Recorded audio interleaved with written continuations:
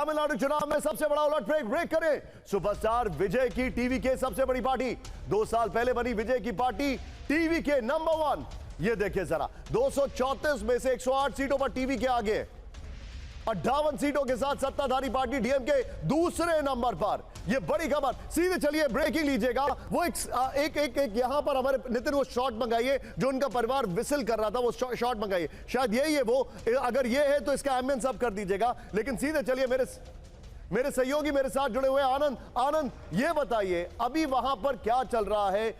ये तो मुझे दिख गया कि आप डीएमके से टीवी के दफ्तर आ चुके हैं, लेकिन अब बताइए हो क्या रहा है वहां पर। जी देखिए, 4:30 बज गए और ऐसे में जो टैली दिखाई जा रही है टीवी के की, अब लगभग उसी के आसपास टैली, फाइनल टैली भी रहने वाली, उससे कम तो नहीं होने वाली। यानी कि तस्वीर साफ हो गई है कि मैं अभी विजय के घर पे खड़ा हूं, यानी कि तमिलनाडु के जो अगले मुख्यमंत्री हम कह सकते हैं सेफली कि उनके घर पे मैं खड़ा हूं।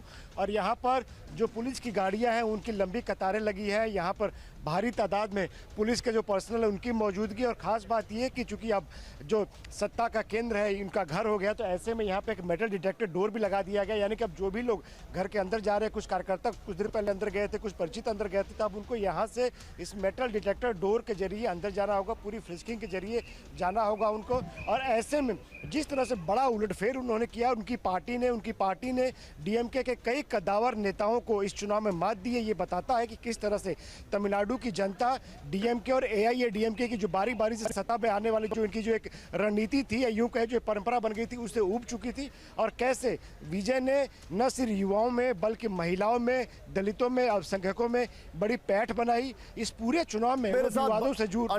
अंडरस्टूड। आनंद, बहुत बहुत शुक्रिया मेरे साथ जुड़ने के लिए।